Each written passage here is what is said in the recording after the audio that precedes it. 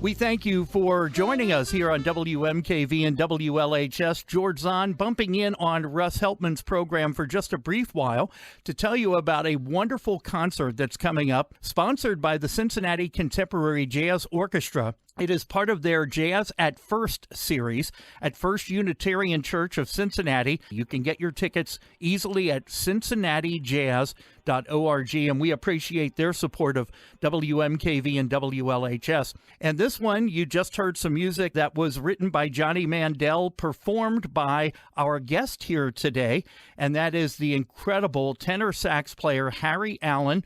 He has been hailed the world over, and we're thrilled to have him coming to Cincinnati. He'll be playing the music of Johnny Mandel in a performance called A Time for Love with the Phil DeGray Trio and vocalist Emily Jordan. And Harry, thank you so much for taking time with us from the road here. We look forward to you coming to Cincinnati later this week. Well, thank you very much, George. It's a pleasure to be with you. Now, I understand you have come from an incredibly musical family, and I'm sure you've answered these questions many, many times. But for those who may not have had a chance to meet you, and for anybody listening on WMKV, it's the first time we've had you on the air with us here. Your father, Maurice, was a drummer in the big band era. Can you tell us a little bit about that and what kind of an influence that had on you as a musician? Because you also started very young in life. Yes, absolutely. My father had me a little bit later on in his life, and he had a very, very interesting life, actually. He grew up playing professional drums. He was a professional drummer, and he went in the Navy at the tail end of World War II and played in a big band in the Navy with some great people, Arvell Shaw, the great bass player, with Louis Armstrong, Johnny Burke, the great songwriter, the lyricist, and he played with some big bands, mostly around the Boston area. Then he went into engineering. So when I was born, he wasn't playing drums. But, of course, he had such a great love of jazz. So when I was a little kid, there was one year in particular where my sister had to go to school because she was a little older than me. She had to go to school an hour before I did. So we were all up, and then my father had to wait an hour until I had to go to school. So we would spend that hour every morning listening to jazz records. That's, of course, where I got my love of the music. And then when my sister and I started playing music together, my father brought his drums out and started to play with us. So he was a big influence and very supportive, and my mother, too, very supportive of my choice of career. So it was really a blessing to be part of that family. I understand you were playing professionally in your mid-teens. Is that correct? Yeah, even before that, when I was like 10 or 11 years old, we were doing gigs as our family band. But I usually think of my career starting when I got to Rutgers and started to actually do gigs in New York. My first ever gig in the New York area was a gig that Buggy Pizzarelli got me on. Great start. I was subbing for Zoot Sims. Wow. My very first gig. No pressure. And Dizzy Gillespie walked in. I was shaking like a leaf. What a baptism of fire, though. And I will tell you, I have read reviews of you, and I was given one of the most glowing descriptions of your work by Doug Lillibridge, who is with the Cincinnati Contemporary Jazz Orchestra. He calls you the best tenor sax player in the world, always is right where he should be on every performance. And I know some people have called you the Frank Sinatra of tenor saxophone. I've had so many musicians who have been on this radio program, and many times the family was not enthralled with the fact that the child was pursuing music as a career, but your father, having been immersed in the big band era before going into engineering, that has to have been a super plus for you. Absolutely. I feel bad for anyone who grows up in a family that's not supportive. Of course, a lot of families aren't, because it's a precarious career to go into, and I understand that. There's plus and minus to everything. The thing that I had to figure out was I doing it for myself or was I doing it for my father? Mm-hmm. You know, that's a separate issue, which I very quickly said, no, I'm doing this for myself. I love the music too much. And you made the right choice. What would you have been if you weren't a tenor sax player? My two loves growing up were music and baseball. And I was a pretty good baseball player, and I thought about trying to go into baseball. If I had a stronger throwing arm, I would have. But I didn't have a great throwing arm. I was a good hitter and a good fielder, and I would have maybe tried that. But music was the way to go. Music is far the better for it, and I hear some wonderful influences. Among them, I'm sure Scott Hamilton would be one, but what were some of your musical influences as you were developing as a sax player? Well, Scott Hamilton was the first one. Once I was playing saxophone, somebody suggested, actually a great saxophone player, a friend of my father's, suggested that I pick up a Scott Hamilton record, and I did. And I thought, wow, what a beautiful sound. So Scott was my first big influence, and then I went from there to check out the people that he was influenced by, Ben Webster and Coleman Hawkins and Lester Young and Foot Phillips and Illinois Jacquet and Zoot and Al and so many different people, but that was my gateway to it. And then I checked out all the other guys and thought, oh, now I see Stan Getz and Ben Webster and Sonny Rollins. It's been a never-ending story from that point. Do you find yourself occasionally when you're playing a solo or something like that, doing almost kind of an homage or a dedication to some of these greats that on whose shoulders, I guess you could say, you stand? Do you occasionally find yourself lilting a little bit of something from one of these other saxophone players? Of course. And I'll play some song where I know Zoot's record inside and out, and I'll find myself playing some of Zoot's licks. Yeah, definitely. That is wonderful. If you're just joining us here, George Zahn sitting in on Russ Heltman's program for a brief while here as we're speaking with tenor saxophone virtuoso Harry Allen. He's going to be playing in the Jazz at First series with the Cincinnati Contemporary Jazz Orchestra, although he'll be accompanied by a trio in this case, not the full orchestra.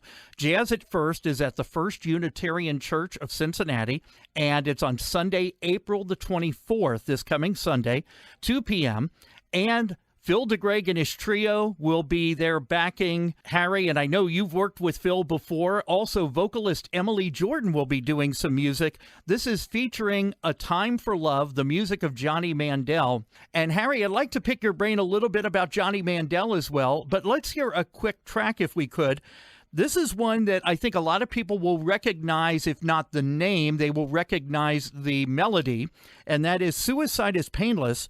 This was done in a wonderful compact disc that you put out with Jan Lundgren and his quartet called Quietly There, the CD, and it's a great compilation of Johnny Mandel. Anything you want to say to set up this particular track? We're just going to hear a little snippet of it anyway here on the show. There's a great story about this track. Johnny Mandel was asked to write this song for the son of Robert Altman, who wrote this poem, Suicide is Painless, and Robert Altman said, what do I owe you for it? And he said, no, don't worry, it's on the house. And then, of course, they used it in the movie and then as the theme song for the show, and it made Johnny Mandel a millionaire. Yes, exactly. A lot of residuals off of that. We'll be talking more about the composer, arranger, incredible musical mind of Johnny Mandel after we hear a snippet here from Suicide is Painless. We're talking today with Harry Allen. He is featured on this particular track as the tenor sax along with Jan Lundgren's quartet, and a recording from, I believe, back in 2015, if I remember correctly. Here's a little bit of Suicide is Painless. You'll know it from MASH. We'll be back with Harry Allen in just a moment.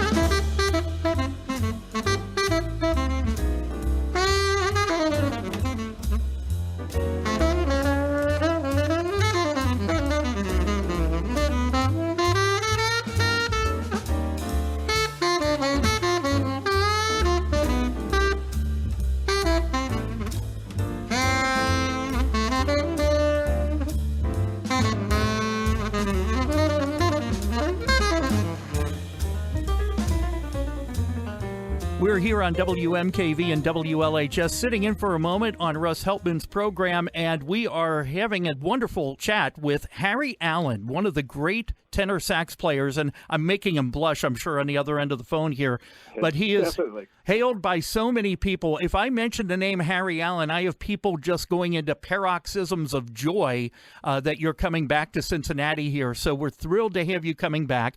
Harry will be playing this Sunday, April the 24th, 2 p.m., and the event is at the First Unitarian Church. This is part of the Cincinnati Contemporary Jazz Orchestra's Jazz at First series. It's a small group, though, very intimate setting at the First Unitarian Church. In this case, the Jazz at First does not feature the Cincinnati Contemporary Jazz Orchestra, but you will hear A Time for Love, the music of Johnny Mandel. You're going to be hearing Harry Allen on sax. You got to check this out. The Phil DeGreg Trio. Emily Jordan will be there on vocals as well. And if you want tickets, you can get them at cincinnatijazz.org. You can get your tickets easily at cincinnatijazz.org, and we appreciate their support of WMKV and WLHS. We have a few moments here yet with Harry Allen, tenor sax virtuoso. Are you in the Jersey area? Are you in D.C. where you were born? Whereabouts do you reside on a regular basis when you're not on the road? I live in New Jersey. It's funny, I was born in D.C., but we lived in Maryland, and then we moved away when I was 1, so I really have no connection to that area. But I live in New Jersey, just outside the city. If you went to the Upper West Side in Manhattan and looked across the river, you'd see my apartment building. So we'll talk about Johnny Mandel in a moment, but you mentioned that you're also a baseball maven, and I have to at least ask, who were your baseball influences? Who were you wanting to become if you had gone into that baseball career? Brooks Robinson. Oh, Brooks Robinson. We owe him one. He took the 1970 World Series from our Reds playing third base. Incredible. Oh, yes. I grew up an Orioles fan, and then living in this area for so long where the Orioles just couldn't win more than 50 games per season, and the Yankees were great every year. I didn't want to do it, but I gradually found myself becoming a Yankee fan. Yeah, but Brooks Robinson is a darn good role model for you right there. We are talking with Harry Allen, and yes, we talked about baseball for a moment here, but he is also a diamond when it comes to music. He is tenor sax player who will be appearing at Jazz at First at the First Unitarian Church of Cincinnati, doing the music of Johnny Mandel with Phil DeGreg and his trio and vocalist Emily Jordan. Let's talk for a moment about Johnny Mandel. You told us a fascinating story just beforehand about the song Suicide is Painless. But obviously, you must have a great admiration for the music of Johnny Mandel. He's known for a lot of film work and a lot of great composition. But you and Jan Lundgren and his quartet actually did a complete CD of the music of Johnny Mandel. What drove that passion to do the music of Johnny Mandel? He died recently, but yes, before he passed away, I thought he was the greatest living composer. His compositions are just incredible. His orchestrations are just incredible. I've always been an absolute, complete and utter fan of his, and it was the highlight of my career when I actually got to record with him. I got to record with him on a John Pizzarelli record. Check this out. At the Capitol Studios in Los Angeles, yes, with Johnny Mandel conducting a 52-piece orchestra, and that was an amazing experience. And then I just sort of happened into a few times. I got to have lunch with Johnny once, and I got to have dinner with him at another point, and he was a really, really, really nice guy. And I can't say enough about how much I loved his work. So it was a natural thing. It was a natural thing that Jan Lundgren also loved Johnny Mandel, and so we said, "Oh well, this is the thing to do." And I'm so excited for this concert. Phil DeGreg is such a great piano player, and I've heard really great things about Emily Jordan, so I'm looking forward to it. And of course, the songs will be great, without a doubt. Could you take us back to what it felt like there in the Columbia studios when you were doing that recording? What was it like being in there and being immersed with all of these other incredible musicians and a 50-plus piece orchestra? That has to have been just an incredible experience. Can you give us kind of a sense of the vibe of what that was all about? Yeah, being actually in the studio listening to the orchestra was just about the most glorious thing I've ever heard. It sounded unbelievably great, just unbelievably great. I was actually disappointed when they said that I was going to have to overdub my part because they didn't have another booth available to put me in. So I ended up listening to the thing being recorded and then overdubbed my solo. But being in the room listening to it was unbelievable. And, of course, all the history from that great studio and the great sound at the studio. The reason why it's a great studio is because the sound, the natural sound of the room is incredible. You wonder if there are ghosts in there of the Sinatras and many of the other performers who have recorded in there. And I was going to say, for those people who don't know what overdubbing is, what Harry had to do was literally go in and record his pieces separately from the orchestra, listening back to that and then dubbing in his parts because they didn't have enough isolation booths in order to get the isolated saxophone. But still, what an incredible experience. And on Johnny Mandel, coming back to that, we lost him, I believe it was June of 2020, if memory serves me correctly. And I understand among the songs, The Shadow of Your Smile, a lot of people know that tremendous melody. Suicide is Painless became well known from MASH, and we now know the backstory behind that thanks to Harry Allen, our guest here today. I also understand, did he do some work on Caddyshack, of all things? You hear these other movies like The Sandpiper and MASH, and then you see Caddyshack up there. Right. I watched Caddyshack on a plane recently after a long time without seeing it, and I saw his name at the end of it, and I was surprised. I didn't know. That's just amazing. So you'll be hearing a lot of tremendous works. Harry Allen performing in the Jazz at First series at the First Unitarian Church of Cincinnati. This is coming up this Sunday, April the 24th. It's at 2 p.m. It's at the First Unitarian Church, and you want to get your tickets early for this. CincinnatiJazz.org. It's the website for the Cincinnati Contemporary Jazz Orchestra, and this is part of their Jazz at First series. Very intimate. Phil DeGreg's trio is just to be heard unto itself, but then you add Harry Allen, who is coming back here to Cincinnati for a special trip, and also vocalist Emily Jordan, and this is going to be just a tremendous afternoon, 2 p.m. on April the 24th. I love asking this when we have different musicians on. What are some of the things that you enjoy listening to, either to unwind or for inspiration? The three types of music that I really love: jazz, Brazilian, and classical. Those are the three types of music that I think have everything you could want in a music. So I love listening to my favorite jazz musicians. I love listening to vocalists, the great vocalists like Frank Sinatra or Billie Holiday or Ella Fitzgerald or Peggy Lee. I'm a huge Peggy Lee fan. I love listening to the great arrangers. So Sinatra record with Don Costa, Billy May, Neil Hefti, whatever the great, or Johnny Mandel. Johnny Mandel did a great record with Sinatra. Yes. That's some of my favorite stuff to listen to. I love listening to Joe Beam's records. I especially love Mozart and Ravel. That's what I go for. We were talking about the fact that you've worked with Phil DeGreg and his trio before. Phil is just a tremendous piano player. I mean, literally, regionally, nationally talented. You mentioned, Absolutely. Yeah, you mentioned Frank Sinatra and the fact that he recorded with so many different people. And not having been in that studio, I would guess that there was instant chemistry or developed chemistry with all of these different arrangers and band leaders. You have worked with some wonderful people. You have already dropped the name of John Pizzarelli, Bucky Pizzarelli. What's the chemistry like? Is it something that's fairly instantaneous, or does it sometimes take time to develop when you work with a different quartet that maybe you haven't worked with before? No, it's pretty instantaneous. It crosses style lines, too. I know a lot of critics like to talk about this person does this and that person does that, but in music, it's sort of not like that. If a musician's a good musician will play with a good musician and fall right in. It doesn't matter. It doesn't matter about style or anything. As long as the level is there, then it pretty much works out perfectly right from the start. We have Harry Allen here with us who'll be playing A Time for Love, the music of Johnny Mandel at First Unitarian Church this Sunday. We'll give you all the ticket information in a moment. The final question, Harry Allen, I have to ask if you have any advice and whether you ever think about the fact that you're having either a direct or indirect influence, just as that Scott Hamilton record did with you. What advice do you have for young musicians or aspiring musicians who are learning, whether it's a tenor saxophone or any instrument? The first thing I would say is listen to as much stuff as you can.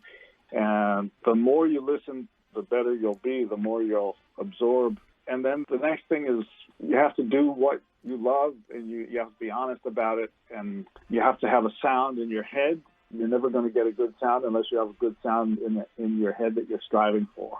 We've been blessed to have some time here with Harry Allen, tenor saxophone virtuoso. You can find out more about Harry's career and his music at harryallenjazz.com. That's ALLEN, harryallenjazz.com. And we'll give you the information on the Jazz at First series coming up. Harry, I want to thank you so much for taking the time here with us, and I'm sure you always look forward to getting back to Cincinnati, and we won't hold that Brooks Robinson thing against you for us old-time baseball fans.